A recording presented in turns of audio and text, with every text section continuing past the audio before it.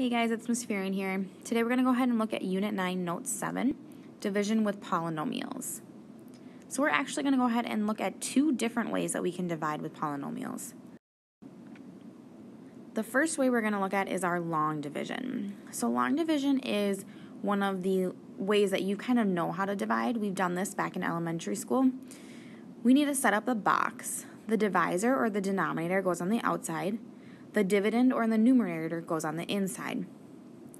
Your goal then is to find a number or a variable to multiply the divisor by to get to the dividend. So you want the divisor, the outside, to look like the inside. You're going to go ahead and multiply that number by all parts of the divisor, and then we subtract straight down. You repeat this process until you reach the end of the dividend. If the remainder exists, you write it over the divisor at the end. So this is like a lot of words looking at you, but it doesn't really make any sense until we go through an example. So this first example, I have x squared minus 3x minus 40 divided by x plus 5. My divisor, or my denominator, is this x plus 5. So that's going to go on the outside of the box. So I'm going to have x plus 5.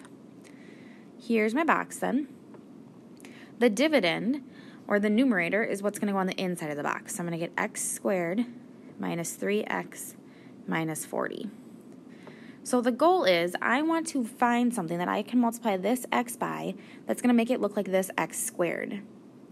I know that x times x gets me x squared, so I need to multiply this whole thing by x. And we put the x's above the x's. That's how we organize this. So now we're going to multiply the insides or outsides to get the insides. So I'm going to do x times x, which is going to get me x squared. I'm going to do x times 5, which is going to give me 5x. So at this point now, we're going to subtract these. X squared minus x squared, they cancel out. A negative 3x minus 5x is going to give me a negative 8x. And then I can carry this negative 40 down. So now we're going to repeat the process. I want to make this x look like a negative 8x. So I know I need to multiply that by a negative 8. So I'm going to multiply the outsides to get the insides. So negative 8 times x is going to give me negative 8x. Negative 8 times 5 is going to give me a negative 40. We're going to subtract these. So I'm going to do negative 8 minus negative 8. Remember, when you minus, you're actually adding, or when you minus a negative, you're actually adding. So these are going to cancel, and negative 40 minus negative 40, those are going to give me a 0. So I have no remainder in this situation. That number right there would have been my remainder. My final answer then is just x minus 8. Whatever we had up here at the top is your final answer. So let's go ahead and look at example number 2. My dividend, or my divisor, is the outside, or the bottom number here. So it's going to be the outside. 2x minus 1 divided by the dividend, which is the numerator. And that's going to be the inside of the box. So now we need to find a number that we can multiply, a number or a variable that we can multiply 2x by to make it look like 2x squared. Again, I know that needs to be an x. So now we're going to multiply the outsides to get the inside. So I'm going to do x times 2x, which is going to give me 2x squared. X times negative 1, which is going to give me negative 1x. We're going to subtract these down. My 2x and my 2x will cancel. 3x minus a negative x is going to give me a positive 4x. And then I can carry the 5 down, the negative 5. So we're going to repeat the process. I need a 2x to look like a 4x. So I have to multiply that by 2. So I'm going to do that multiplication. 2 times 2x is going to give me 4x. 2 times negative 1 is going to give me negative 2. We're going to subtract those down, so those are going to cancel. I have a negative 5 minus a negative 2. So when you subtract a negative, you become actually adding. So I'm going to get negative 3. So I do have a remainder. In this situation, I have a remainder of a negative 3. We write the remainder over our divisor. So 2x minus 1. So my final answer would be x plus 2 minus 3 over 2x minus 1. One last example here using long division. Our divisor is the x minus 3, so that's going to go on the outside of our box. On the inside, we're going to have our dividend, which is the x squared plus 5x minus 24. So now we need to multiply x to look like x squared. So I'm going to multiply that by an x, and I'm actually going to do the multiplication. So x times x is going to give me x squared. X times negative 3 is going to give me negative 3x. We're going to subtract those down. These will cancel. A 5x minus a negative 3x is going to give me an 8x. We're going to carry down the negative 24, and we're going to repeat the process. So I make the x look like an 8x. We're going to multiply it by 8. So 8 times x is 8x. 8 times negative 3 is negative 24. Subtract those down. A negative 24 minus a negative 24. Those are going to cancel out. I'm going to be left with a 0.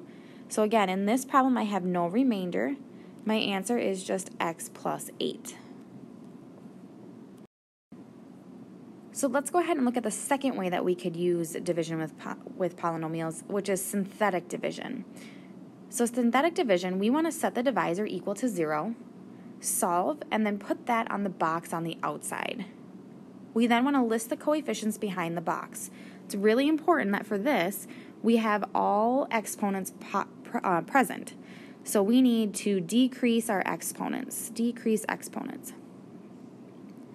So we'll look at kind of what that means in an example here, but we want to make sure we have decreasing exponents.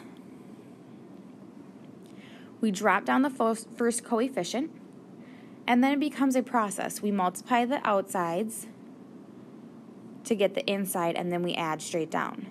We repeat that again until we have gone through all of the coefficients. So we multiply the outsides to get the inside, and then we add straight down. Again, if a remainder exists, we write it over the divisor at the end. So a couple things to consider. We actually can use synthetic division for any number, but you need to make sure that you only have an x term. If you have an x squared or anything like that, then we can't do that, so we can only have x to the 1 terms. But it could be a 2x to the 1, it could be a 3x to the 1. It doesn't matter the coefficient in front, but it has to be an x to the 1 term. We then need to put the opposite of the divisor in the box. So remember, that comes from the step number 1 of solving it, putting equal to 0 and solving it. That gives us the opposite of the divisor, so that's what's going to go in the box. And then don't forget, the remainders come out just like they did in long division. We write it underneath the divisor. So let's go ahead and look at this first example here. So example number 5, we want to go ahead and step number 1 is to take our divisor and set this equal to 0 and solve. So I'm going to do x plus 3 equals 0. If I solve that for x, x is going to equal negative 3. So that's what's going to go inside my box. So now I want to look at my dividend, and I want to say, do I have every coefficient I need so that my exponents are starting with the highest power and decreasing?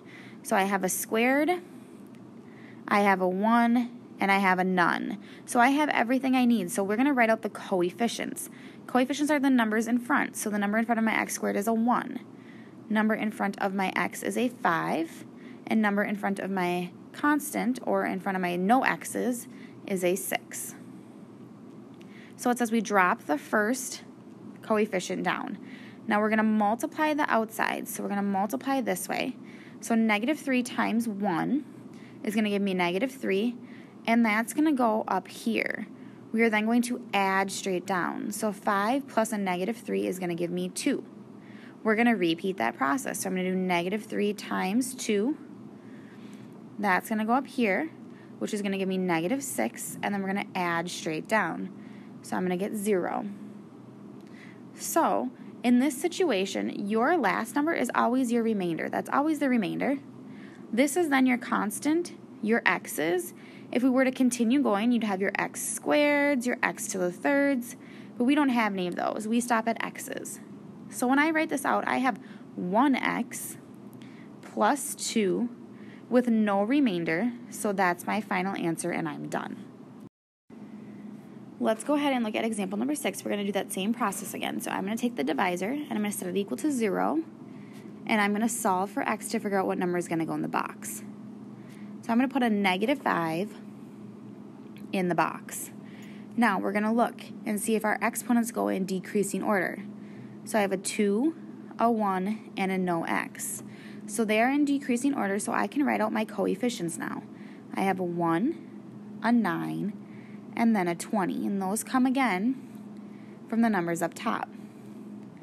So we're going to carry the 1 down, we're going to multiply the outsides, and then add the insides. Multiply the outsides. So negative 5 times 4 is going to give me negative 20, and then add the insides. I'm going to get 0.